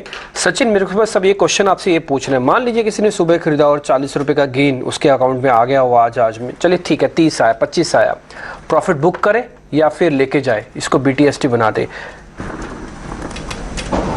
देखिए डिम्पी जी, यहाँ पर क्लियरली अगर हम वीकली या मंथली चार्ट देखें तो वहाँ पर कहीं पर एक डिसाइसिव ट्रेंड नहीं नजर आ रही है। मुझे लग रहा है थोड़ा सा sideways broader structure, broader band में ही ऑस्किलेट हो रहा है। एंड जिस इंटेंसिटी से इसमें पिछले कुछ दिनों में सेलिंग हुई थी उसके वजह से थोड़ी सी यहाँ पर रिस्पाइट नजर आ रही है। तो डेफिनेटली यहाँ पर रिवर्सल के तो संकेत नहीं है। तो अगर मुनाफा हो रहा है तो डेफिनेटली उसको बांध देना चाहिए। मुझे लग रहा है यहाँ पर ट्रेलिंग स्टॉप लॉस या फिर कैरी फॉरवर्ड करने की जरूरत नहीं होगी। कल अगर वापस एक अच्छी पॉजिटिव ओपनिंग हो जाती है तो वापस स्टॉक को एक फ्रेश माइंडसेट से चेस किया जा सकता है। बट हाल फिलहाल में जिस तरीके से मार्केट का मूड है एंड जिस तरीके से पुल बैक इवॉल्व हुआ है, मुझे लग रहा है अगर आपको पैसा बन रहा है तो वो पैसा आपको बांध देना चाहिए मुनाफे में। एक बहुत इंपॉर्टेंट न्यूज आ रही है, आपके फ्लैश होगी, वापस आएगी है, वो है JSW स्टील कह रहा है कि 27 मई को वो बोर्ड मीट करेंगे और उसमें QIP रेज करने का डिसीजन लेंगे। ये बहुत इंटरेस्टिंग खबर इसलिए है क्योंकि मार्जिन बाजार का व्यू है कि जिस हिसाब से स्टील के प्राइसेस नीचे आए हैं, ग्लोबल कमोडिटी प्राइसेस नीचे आए हैं, उस हिसाब से उनकी प्रॉफिटेबिलिटी पे इम्पैक्ट आ सकता है। और आप देख रहे हैं लास्ट 3-4 दिन से मेटल काउंटर्स में दबाव बना हुआ है, उधर मेटल प्राइसेस में, यहाँ मेटल काउंटर्स में। लेकिन JSW स्टील अब कह रहा है कि 27 मई को QIP रेज करने का प्लान है। ये बहुत इंटरेस्टिंग होगा क्योंकि QIP जो होता है वो होता है कि इन्वेस्टर्स, जो इंस्टीट्यूशनल इन्वेस्टर्स, उनको क्या प्रॉमिस देंगे वो कि भाई कैपेक्स ऑन स्ट्रीम आने वाला है, वॉल्यूम बढ़ेगा, प्रॉफिटेबिलिटी बढ़ेगी। ये बहुत इंटरेस्टिंग न्यूज है डिम्पी, क्योंकि ये दर्शा रही है कि वो कॉन्फिडेंट है अर्निंग्स पे, तभी तो इन्वेस्टर के पास जा रहे हैं पैसा रेज करने के लिए। बिल्कुल, और ये बात बिल्कुल ठीक है जैसे अजय आप कह रहे हैं कि कॉन्फिडेंस तो बिल्डअप करने का होगा, क्योंकि चैलेंजिंग एटमॉस्फेयर भी है। ये शेयर टूटे भी बहुत तेजी से थे, हमने आपको चार्ट्स के जरिए और लेवल्स के जरिए बताया था कि स्टील कंपनी कैसे पिटे हैं और साथ में उस जगह पर आके खड़े हो गए। यहाँ पे अगर कोई भी कॉर्पोरेट अनाउंसमेंट्स आएगी तो उसका पुल बैक भी उतना ही स्ट्रॉन्ग हो सकता है। जैसे हमने आपको सुबह मेटल का इंडेक्स भी आपको दिखाया था कि वो 6-7 महीने 8 महीने के उसी लेवल पे वापस आके पहुंच गए जहां से वो चले थे। इसलिए JSW स्टील, इसलिए JSW स्टील पे आप ध्यान रखिएगा। एक मंथ का इसका करेक्शन, टाटा स्टील तो शायद इससे भी ज्यादा टूटा है क्योंकि तो एक ही दिन के अंदर कल 15-20% टूट गया था। ये आप देख पा रहे हैं टाटा स्टील का भाव भी। खैर JSW स्टील पे ध्यान रखिएगा, मैनेजमेंट काफी स्ट्रांग है और QIP के जरिए ये बात सामने जरूर रखना चाहती है। एक काम करते हैं, यहीं पे जरा टेक चेक भी करवा लेते हैं कि JSW स्टील के अंदर क्या बेस है, ये जो फॉल हो रहा है अब रुक जाएगा। राजेश जी आप जरा चेक कीजिए क्योंकि आप डेरिवेटिव्स भी देखते हैं और ये शेयर है उसी स्ट्रीम का, ये रुक जाएगा ना, क्योंकि ये अनाउंसमेंट बहुत इंपॉर्टेंस रखती है अब। तो देखिए डिम्पी जी, काफी बड़ा कट तो ऑलरेडी हमने देखा है। ये वीक में ऑलमोस्ट 14% करेक्शन स्टॉक में हो चुका है। स्टॉक अपने नियर टर्म चार्ट पे एक ओवरसोल्ड जोन में जाता हुआ दिख रहा है। तो जिस तरीके से अब स्टॉक अब 540 के आसपास ट्रेड कर रहा है, यहाँ पे इमीडिएट सपोर्ट जो इसका दिख रहा है चार्ट पे, हमें लगता है कि वो आना चाहिए करीब 530 के आसपास। तो 10 रुपए नीचे इसका एक इंपॉर्टेंट सपोर्ट एरिया है। तो ओवरसोल्ड जोन में स्टॉक ऑलरेडी ट्रेड कर रहा है, तो यहाँ शॉर्ट की अपॉर्चुनिटी तो अभी नहीं है। बट हमें लगता है कि अगर ये 530 के रेंज को यहाँ पे अगर डिफेंड कर लेता है तो एक पुल बैक का ट्रेड जरूर बनते हुए दिख सकता है, जो कि वापस इसमें 566 570 की तरफ अप मूव यहाँ से आते हुए दिखेगा, बट थोड़ा सा हमें लगता है कि थोड़ा सा वेट करना चाहिए स्टॉक को। एक बार अर्ली रिवर्सल के साइन यहाँ पे अगर हमें बनते हुए दिखते 550 555 के लेवल क्रॉस होते तो यहाँ पे हम कंफर्म कर सकते हैं कि ये 530 का सपोर्ट यहाँ पे ऑलरेडी अब यहाँ पे स्टॉक में इंटेक्ट रह के यहाँ से पुल बैक बनते हुए दिख सकता है। तो अभी थोड़ा अवॉइड करेंगे हम 550 555 के ऊपर अगर ये स्टॉक निकलता है तो वहां पे इसको रिव्यू करके उस पे पुल बैक के ट्रेड को बनाने के लिए सजेस्ट करेंगे। अभी थोड़ी देर पहले आप बजाज इलेक्ट्रिकल्स की बात कर रहे थे ना डिम्पी, एक बार गोदरेज सीपी को भी देखना चाहिए। वहां पर आप देखिए अच्छे खासा लॉन्ग बिल्टअप होता हुआ दिखाई दे रहा है। यहाँ पर कोई ट्रेड बनता है Sachchidanand? Priyanka ji, Godrej consumer products? Yes correct. बिल्कुल भी नहीं, मुझे लग रहा है यहाँ पर भी पिछले 3 दिनों से जो एक डिक्लाइन हुआ था उसके बाद 745 के आसपास के एक सपोर्ट को रिस्पेक्ट देके थोड़ा सा बाउंस बैक हो रहा है। तो मैं तो थोड़ा सा अवॉइड करूंगा। मुझे लग रहा है वापस अगर 750 टूट जाता है तो मेजर बेस स्टॉक को लगभग 660 665 के पहले नहीं है, तो थोड़ा सा यहाँ पर कॉशियस रहने की सलाह होगी। इमीडिएट बेसिस पे तो मुझे लग रहा है इस पर्टिकुलर ट्रेड को अवॉइड करना चाहिए। सच्चिदानंद, आपको मैं टाटा मोटर्स स्टडी करने का आपको 1 सेकेंड दूंगा, जरा चेक करिए। स्पेशली गिरते बाजार में उसके अंदर एक कैंडल बनती हुई नजर आ रही है। लास्ट 2 मिनट में डेज हाई पे आ गया है टाटा मोटर्स। ये देखिए 2 कैंडल बड़ी बड़ी बनी है, 5 रुपए ऊपर। डेज लो पे था 416 426, 10-11 रुपए अभी 2 मिनट में चला है, और वो फ्लैश आपके स्क्रीन पे आएगा 2 मिनट में। पहले आप मुझसे सुन लीजिए। इनफैक्ट सारे ऑटो काउंटर्स में डेज हाई की तरफ आते हुए, और वो ये रीजन है कि चाइना, जहां टाटा मोटर्स का 30% रेवेन्यू आता है, वो टैक्स कट्स कर रहा है लग्जरी कार्स पे। अगर वो टैक्स कट करता है 60 बिलियन युआन का ओवरऑल टैक्स कट कर रहा है, उसकी वजह से इनके जो जैगुआर और लैंड रोवर कंपनी है, जो उनके प्रोडक्ट्स हैं, उस पर सेल्स बढ़ने की उम्मीद है बाजार को, अगर बड़े बड़े टैक्स कट आएंगे। ये देखिए 1.5% डीबी चार्ट्स पे किधर जा रहा है ये आपके हिसाब से? और मेरे को तो लगता है 450 तो आराम से पार ही कर जाएगा, क्योंकि आज जिस तरह का बेस बना। और जो चाइना वाला भी आप देख रहे थे ना, एक्जैक्टली मैं वही ब्रेकअप भी देख रहा था कि JLR का पर्टिकुलरली 30% कितना है, तो 30% के अराउंड अभी वो है, बिल्कुल, जो कि चाइना से और सेकंड बड़ा मार्केट है। अच्छी वॉल्यूम के साथ जंप आया। ये देखिए डेज हाई का वॉल्यूम है अभी जो भी हुआ है 1.5% ऊपर। सच्चिदानंद, चार्ट से बताएं जरा टाटा मोटर्स किधर जा रहा है? देखिए डेफिनेटली यहाँ पर प्राइस पे भी और डेटा पे भी जिस तरीके से ट्रेंड जा रहे हैं, यहाँ पर 445 के आसपास के स्विंग्स बनने की प्रोबेबिलिटी ज्यादा लग रही है। अपने बेस को काफी अच्छी तरह इसने डिफेंड किया है पिछले कुछ दिनों के वोलेटिलिटी में। 410 मुझे लग रहा है एक इंपॉर्टेंट लेवल होगा। जब तक ये पर्टिकुलर लेवल ब्रीच नहीं होता, आई थिंक तब तक जो एक किसने रिवर्सल बनाया है 360 लेवल के आसपास का, मुझे लग रहा है ये रिवर्सल वाली ट्रेंड बरकरार ही रहनी चाहिए। एंड गोइंग फॉरवर्ड मुझे लग रहा है 445 465 के स्विंग्स तो कंफर्टेबली बन सकते हैं। तो 410 के स्टॉप लॉस के साथ जरूर अपने पोर्टफोलियो में भी उतारना चाहिए काउंटर को। एंड अगर हम ट्रेडिंग के लिहाज से देखें तो लगभग 415 एक इम्पॉर्टेंट लेवल होगा 440 के टारगेट के लिए, जो मुझे लग रहा है 1 से 2 दिनों में शेप अप हो जाएगा। और इंटरेस्टिंग बात टाटा मोटर्स की, ऐसा नहीं कि ये सिर्फ भारत में गाड़ियां या फिर यूके में गाड़ियां बना रहे हैं, चाइना में भी इनका प्लांट है। एक्चुअली इनके 10 मैन्युफैक्चरिंग यूनिट हैं, जिसमें से 5 तो यूके में हैं, 2 यूरोप में अलग अलग और जगहों पर हैं, और उसमें से एक चाइना में भी इनकी मैन्युफैक्चरिंग यूनिट है, जो कि चेरी ऑटोमोबाइल्स के साथ जॉइंट वेंचर्स में उन्होंने यहाँ पे क्रिएट किया। तो वहाँ के लोकल मार्केट्स को देखने समझने के लिए, कैप्चर करने के लिए उनकी अपनी एक यूनिट है वहाँ पे, और उसका बेनिफिट भी खैर इनके पास आएगा ही आएगा। जैसे अजय भी बता रहे हैं कि 30% मार्केट शेयर है चाइना का, और टैक्स कट में भी इसका बेनिफिट आपको मिलता ही है। कुणाल भी जुड़ रहे हैं हमारे साथ अब। इनफैक्ट नरेश मेरानी है हमारे साथ। नरेश से भी समझ लेते हैं कि उनकी क्या पिक्स रही है। तो ऑटो पे काफी दिनों से बुलिश कॉल्स दे भी रहे हैं। Naresh, good afternoon. क्या रेंज दिख रही है? ऑटो स्टॉक्स अभी भी आपको पसंद आ रहे हैं? टाटा मोटर्स पर भी आपकी कोई राय होगी? हाँ, सो रेंज वही है 16,000 लोअर साइड पर, 16,400 अप साइड पर। ऑटोज अभी भी एक जो थीम है जो अच्छे से प्ले आउट हो रही है, जहां पे अगर हम देखें तो मेरा फेवरेट कंटिन्यूज जो महिंद्रा एंड महिंद्रा, जिसने आज एक छोटा ब्रेकआउट भी दिया है और लॉन्गर टर्म ब्रेकआउट के पास भी है। 950 970 एक जोन है, इसके ऊपर सस्टेन करने पे इसका स्टॉक का एक लंबा ब्रेकआउट होगा, जहां पे टारगेट होगा 1050 to 1100 शॉर्ट टर्म में, और लॉन्ग टर्म में 1400 to 1500। सो अभी भी बाई रहेगा महिंद्रा एंड महिंद्रा। और दूसरा जो है टाटा मोटर्स रहेगा, जहां पे एक शॉर्ट टर्म मोमेंटम दिखाई दे रहा है आज, इसमें भी 430 के ऊपर जब टिकेगा तो एक शॉर्ट टर्म ब्रेकआउट होता है, तो प्रीएम्प्ट कर रहे हैं यहाँ पे ब्रेकआउट, स्टॉप लॉस 420, टारगेट रहेगा 470। ऑलराइट, 470 तक का टारगेट टाटा मोटर्स पर और M&M, तो ये दो कॉल्स नरेश की तरफ से आती हुई। शुक्रिया नरेश इस जानकारी के लिए। तो टाटा मोटर्स आप देख भी रहे हैं लगातार 1% की तेजी इस खबर के बाद भी, और ऊपर तक के 470 तक के लेवल्स यहाँ पर नरेश दे रहे हैं। तो इस स्पेस पर बाइंग जरूर करते हैं। इनफैक्ट आप अशोक लेलैंड को भी देखें तो अशोक लेलैंड रिजल्ट्स के बाद से ही आपने देखा कि कमर्शियल व्हीकल सेगमेंट, अच्छी कमेंट्री, स्ट्रॉन्ग एनवायरनमेंट, और उसके चलते आप लगातार इससे कम से कम पिछले 4-5 दिन से, अगर एक हफ्ते का भी हम यहाँ चार्ट देखें तो Ashok Leyland post the numbers जो एक मूव दिखा रहा है उसे अब तक कंटिन्यू किया है स्टॉक ने। 15% मूव इन 7 डेज। राजेश, क्या लगता है ये अभी और अपमूव में ही रहेगा ये स्टॉक? अपटेक और दिखा सकता है ऊपर? पूरा ऑटो स्पेस वैसे तो चल रहा है।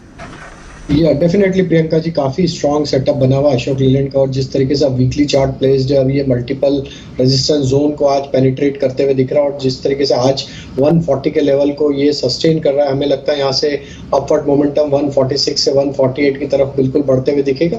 और अगर हम इसकी थोड़ी बड़ी टाइम फ्रेम पे देखें तो स्टॉक में जिस तरीके से पिछले 3 वीक से देखें तो एक अच्छी बाइंग यहाँ पे कंटिन्यू होते हुए दिख रही है। हमें लगता है ये स्टॉक में जो ये ब्रेकआउट 140 का काफी सिग्निफिकेंट है। अगर ये इसके ऊपर अब रहता है तो यहाँ पे स्टॉक में 148 तो एक ट्रेडिंग टारगेट होंगे, लेकिन हमें लगता है पोजिशनली ये स्टॉक अब 160 की तरफ भी बढ़ते हुए दिख सकता है। स्टॉप लॉस थोड़ा डीपर है, यहाँ से 134 के आसपास स्टॉप लॉस रखे, लेकिन हमें पोजिशनली टारगेट इसके 155-160 तक के आते हुए लग रहे, तो बिल्कुल बाय करने की सलाह अशोक लेलैंड पे based on the weekly chart breakout as well as the monthly setup. Ajay ji, देखिए क्या होता है कि हमारे यहाँ जो भी कोई ट्रैवल एंड टूरिज्म की खबर आती है ना, उससे पहले प्रियंका का जो है मूड बन जाता है गोवा जाने का, कभी कहीं जाने का। अभी हम एक लेटेस्ट खबर लेके आए हैं, वो ये कि IRCTC जो है वो नई नई ट्रेनें लॉन्च कर रही है, और यहाँ डिम्पी और प्रियंका ने ऑलरेडी अपने अपने टिकट कटवा लिए। कोई गोवा जाना चाहता है, कोई जयपुर जाना चाहता है। आपको सुनवाते हैं, उसके बाद मैं तीनों से पूछूंगा ये पैलेस ऑन व्हील्स, महाराजा तेजस, डिम्पी आप ट्राई किए हैं क्या? मैंने तेजस तो ट्राई किया, पैलेस ऑन व्हील्स अभी तक ट्राई नहीं किया है। अच्छा, आपने प्रियंका ये गोल्डन चैरियट और ये सब ट्राई किए हैं? I could not gate hands on train, आपको टिकट्स नहीं मिलते, एडवांस बुकिंग चलना पड़ता है। देखिए, आप समीर से बात करिए, समीर आज मिल के आए हैं IRCTC के चेयरमैन से, तो समीर दिलवा पाएंगे, वो दिलवा देंगे आपको। आइए सुनते हैं, ये बहुत ही इंटरेस्टिंग खबर है हमारे पास। इनफैक्ट बात भी की है कि इस तरह की नई स्पेशल ट्रेनें अब IRCTC बढ़ाना चाहता है। आइए सुनते हैं। टूरिज्म सेक्टर में IRCTC तेजी से अपने पैर पसार रहा है। कई नए प्लान्स हैं जिसको IRCTC तेजी से एग्जीक्यूट कर रहा है। मसलन ये पहली दफा होगा जब IRCTC एक धार्मिक स्पेशल ट्रेन के जरिए भारत को नेपाल से जोड़ेगा। नाम है रामायण एक्सप्रेस ट्रेन, जिसकी पहली ट्रेन 21 जून को चलेगी।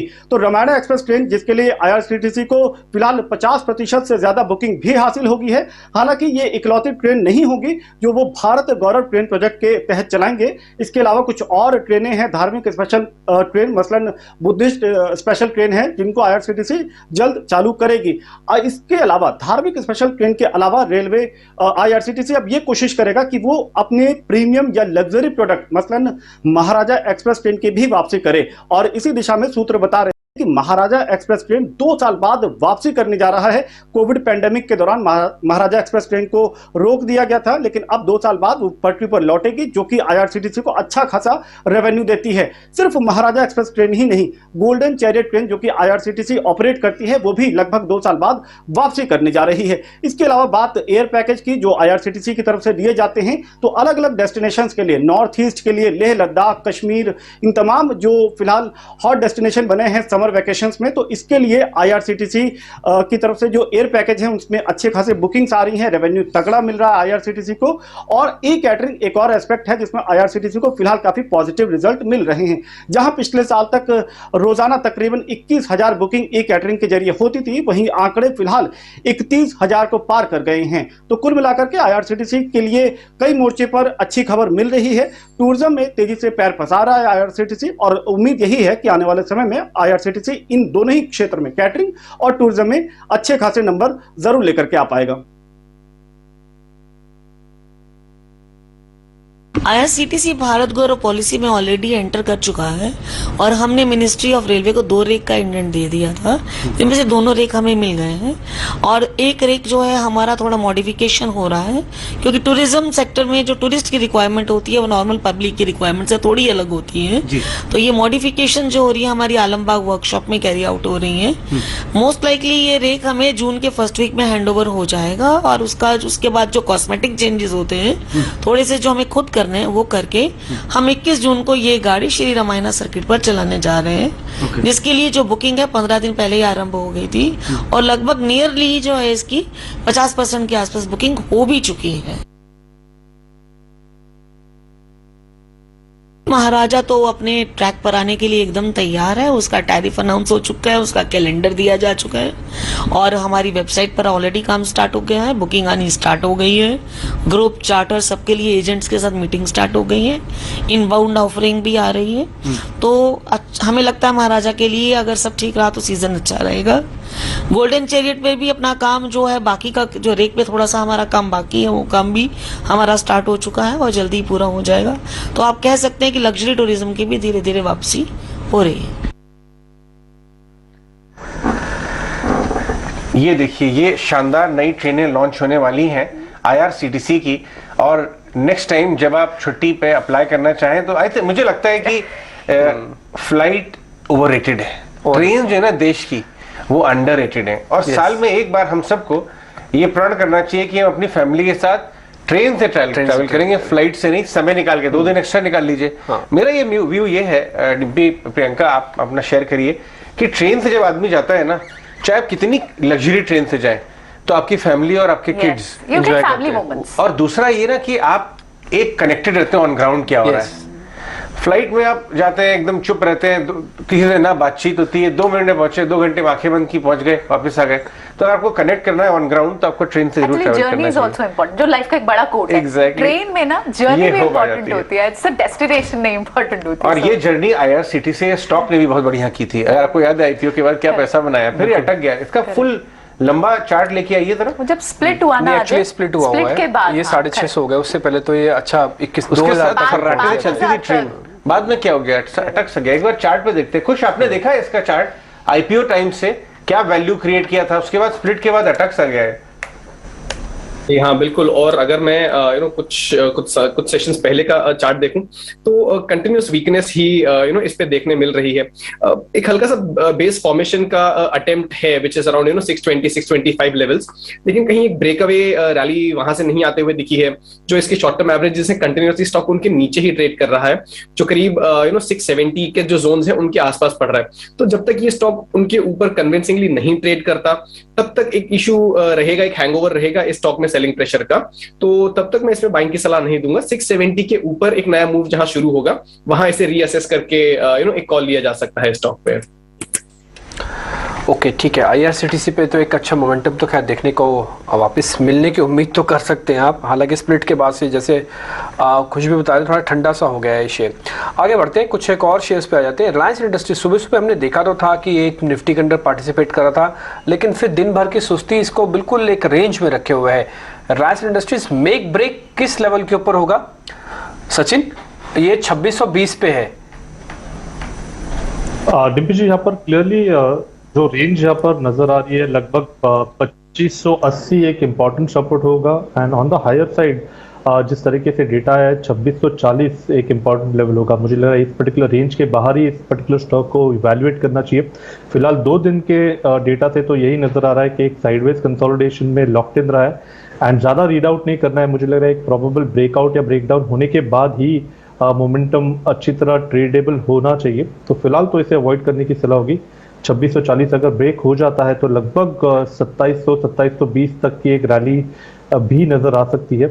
उसकी प्रोबेबिलिटी मुझे थोड़ी सी डिफिकल्ट लग रही है given the expiry week. And on the lower side 2580 मुझे लग रहा है इतने इजीली ब्रेक भी नहीं होगा। तो थोड़ा सा मुझे लग रहा है ये साइडवेज एक्शन शायद कंटिन्यूड रहे। आज निफ्टी के टॉप लूजर्स में फिर से डिवीज का नाम ही है, करीब ये 6% नीचे है। टेक महिंद्रा दूसरा ऐसा शेयर जो 3.5% नीचे है। क्योंकि हम क्लोजिंग की तरफ बढ़ रहे हैं इसलिए समझाना या फिर रखना आपके सामने बात बहुत ज़रूरी है कि क्या इन शेयर्स में ऐसा क्या हुआ है, आपको टेक्निकल ब्रेकडाउन तो नहीं हो गए हैं कि ये शेयर आज 3-4% नीचे है, जबकि बाजार उतना ख़राब नहीं है जितना भी आप देख पा रहे होगे। भले हमने 16,200 के नीचे ज़रूर आए हैं, लेकिन अभी भी कम से कम 16,000 वाला इंपॉर्टेंट सपोर्ट बेस हमारे पास अभी भी बना हुआ है। मैं इन्हीं खराब शेयर में से खुश एक शेयर आपसे पता करना चाह रहा हूँ, वो है ONGC। जो एक बड़ा था, हम बैक टू बैक देख पा रहे थे ONGC में, वो थोड़ी सी रुक गई है। टिपिकली प्रॉफिट बुकिंग आती है, वो सीवियर भी आती है। एक बार आप मेरे को ये बताइए कि एक इन्वेस्टर को अब नहीं आना चाहिए इसके अंदर, अब इससे दूर रहे, या जिसके पास थोड़ा एबनॉर्मल गेन्स आए हैं पिछले 6 महीने में ONGC से, तो प्रॉफिट बुक करके बाहर निकल जाए क्या अभी? इन वन वर्ड यस, इसका जो 152 का एक बहुत क्रूशियल सपोर्ट जोन था जहां पे स्टॉक होल्ड कर रहा था पिछले कुछ दिनों से, आज इसने वो भी ब्रेक कर दिया है। और 200 डे मूविंग एवरेज जो ठीक 150 पे ही है और स्टॉक उसी के पास ट्रेड कर रहा है। यहाँ अगर ब्रेकडाउन होता है तो और सेलिंग प्रेशर आते हुए स्टॉक में दिख सकता है। इंडिकेटर्स भी इसके नेगेटिव टर्न हुए हैं और अभी तक ओवरसोल्ड टेरिटरी वाला ओवरसोल्ड टेरिटरी में नहीं गए हैं, मतलब ऐसा नहीं कि वहां से एक बाइंग इमर्ज हो सकती है, ऐसा कोई संकेत मिल रहा है। तो अगर आपने इसे नीचे के स्तरों पे लिया है और आप इसमें अभी भी प्रॉफिट बना रहे हैं, then it's best to book profits और यहां से एग्जिट कर जाइए, किसी और स्टॉक में निवेश कर सकते हैं। ठीक है राजेश, पिरामिल एंटरप्राइजेस को आप देखिएगा, एक्चुअली हो क्या रहा था कि पहले इसका अच्छा बेस था करीब 2,000 रुपये के आसपास, 2,000 से 2,200 रुपये यानी कि 2,200 रुपये तक का मूवमेंट दिखाता था। एकाएक शेयर फिसला और ऐसा फिसला कि भले ही बाजार एक अटेम्प्ट लेता है ऊपर आने की, लेकिन इस शेयर में वो अटेम्प्ट नहीं आती है। ये जो कन्विक्शन है, पावर है, जिसको आप फोर्स कह सकते हैं, कुछ भी कहिए, वो थोड़ी कम हो गई है पिरामिल एंटरप्राइजेस में। क्या करना चाहिए सर, और फिसल सकता है क्या नीचे? सो डिप्पी जी देखिए, सेटअप के हिसाब से बात करें तो पिछले 5-6 महीने से अगर हम इसको देखें तो लोअर हाई फॉर्मेशन बनते जा रहे हैं, लोअर हाई लोअर लो फॉर्मेशन इसमें बनते जा रहे हैं। और जिस तरीके के चार्ट फॉर्मेशन बन रहे हैं, हमें लगता है यहाँ पे और भी वीकनेस आगे आने वाले समय में बनते हुए दिख सकती है। वीकली सेटअप ऑलरेडी यहाँ पे एक नेगेटिव जोन की तरफ बढ़ते हुए दिख रहा है। हमें लगता है यहाँ पे जैसे ही स्टॉक में 1800 के लेवल क्लोजिंग बेसिस पे टूटेंगे तो फर्दर राउंड ऑफ सेलिंग भी यहाँ पे आते हुए दिख सकता है। फिर नेक्स्ट इसके जो मेजर सपोर्ट एरिया बनेंगे वो आएंगे करीब 1650 की तरफ। तो हमें लगता है 1800 के लेवल को अगर ये ब्रीच करता है लोअर साइड में, तो फिर नेक्स्ट मेजर टारगेट इसका 1650 की तरफ आते हुए दिख सकता है। तो अभी तो बाय नहीं करना चाहिए, अभी अवॉइड करना चाहिए। स्टॉक को काफी क्रिटिकल लेवल के आसपास ट्रेड कर रहा है, 1800 के नीचे नया सेलिंग यहाँ पे आते हुए दिख सकता है इस स्टॉक में। बंद होने में सचिन आप कह रहे थे ना कि आज 25 साढ़े 25 का विक्स है, ये 27 पहुंचेगा तो बाजार का 16,000 टूट जाएगा, ऐसा कैस कर सकते हैं क्या? जी डिम्पी जी, इनफैक्ट शुरुआती इसमें मैंने ये नोटिफाई किया है कि 15,860 के लक्ष्य के लिए आपको पोजीशन रिटेन करनी है। मुझे लग रहा है 16,000 का जो ये प्रोबेबल सपोर्ट जोन है, ये थ्रेट पे आना चाहिए गिवन द एक्सपायरी डेटा। तो इमीडिएट बेसिस पे तो यहाँ पर सेल की ही रणनीति है। इनफैक्ट 16,000 16,150 इस पर्टिकुलर जोन में आपको फ्रेश शॉर्ट्स ऐड करने की ही सलाह होगी। एंड 16,240 का आपको एक क्लोजिंग बेसिस पे स्टॉप लॉस मेंटेन करना। बात नहीं, ठीक है, आप बात बिल्कुल सही कह रहे हैं। एक शेयर और है क्वेस्कॉप, इसके अंदर एक सडन स्पाइक थोड़ी देर पहले हमने आते हुए देखा था, 2 से 2.5% ऊपर है। क्वेस्कॉप एक बार दिखाइए, QUESS इसकी स्पेलिंग है। क्वेस्कॉप करीब 2 से 2.5% ऊपर है ये शेयर आपकी स्क्रीन पर। एकदम से इसमें सडन स्पाइक आया, वापस साइडवेज हो गया। एक बार खुश आप इस शेयर को चेक करेंगे, BTST का कैंडिडेट है क्या? देखिए लास्ट आवर ऑफ ट्रेडिंग में जब एक ऐसा स्पाइक आता है तो डेफिनेटली एक BTST कैंडिडेट स्टॉक बन जाता है। लेकिन एक हाई बनाने के बाद हमने जरा सा इसमें करेक्शन आते हुए देखा है इस स्टॉक में। BTST के लिए तो मैं नहीं फिलहाल इसको रेकमेंड करूंगा, लेकिन अगर कोई पोजिशनली लेना चाहे तो इसे डेफिनेटली अपने आप अपने लिस्ट में आप रख सकते हैं। इसका जो इमीडिएट सपोर्ट है ये करीब 640 के जो जोन्स हैं इसके आसपास बन रहा है, और जिस तरीके का सेटअप है ये 700 के जो जोन्स हैं इसके आसपास आने वाले कुछ समय में जा सकता है। बहुत स्ट्रॉन्ग अंडरकरंट नहीं है लेकिन माइल्डली पॉजिटिव है। गिरते हुए मार्केट में अगर स्टॉक स्ट्रेंथ दिखा रहा है then that is an indication of relative strength that the stock has. So उसके चलते इसे डेफिनेटली रेडार पे रखेंगे, स्ट्रिक्ट स्टॉप लॉस और स्ट्रिक्ट टारगेट के साथ इसे बाय कर सकते हैं। ठीक है, क्वेस्टकॉप के बारे में कल ही चर्चा करेंगे। बिल्कुल, वैसे भी लास्ट के 1.5 मिनट में तो सौदे उठाने भी नहीं चाहिए, बिल्कुल शांति से मार्केट की क्लोजिंग देखनी चाहिए। और इसी तरह की मार्केट की क्लोजिंग आज कैसे है, पूरा डाटा कहाँ पे उथल पुथल हुई, सब कुछ बताने के लिए सीधा प्रियंका के पास चलते हैं वॉल से। वो आपको ये बताएंगे आज का बाजार का पूरा हाल। प्रियंका, बताएं आप।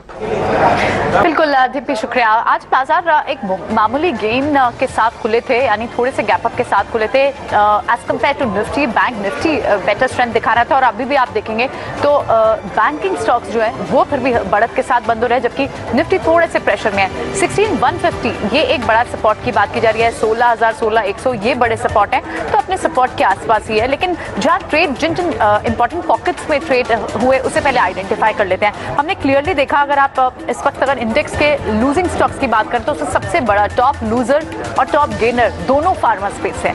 लूजर है Divi's Lab, post the numbers, weak management commentary, actually uncertain commentary, और उसी तरह से डॉक्टर रेड्डीज आप देखें तो वो लगातार गेन कर रहा है, post the commentary, post the numbers. तो ये फार्मा स्पेस से एक आपको दो स्टॉक से एक टॉप गेनर और टॉप लूजर दिखाई देगा। लेकिन इसके अलावा आप अगर देखें तो आज जिस तरह से आईटी पैट ने फिर से एक डिसअपॉइंटमेंट दिखाई, आईटी ने बाजार को नीचे की तरफ ड्रैग किया। उसके अलावा आपको दूसरी अगर पॉकेट्स आप देखें, आप ऑटो सेक्टर देखें, आप एफएमसीजी पॉकेट देखें, आप बैंकिंग स्पेस देखें, फाइनेंस स्पेस देखें, वहां पर आपको फिर भी एज कंपैरेटिवली स्ट्रेंथ दिखाई दे रही थी।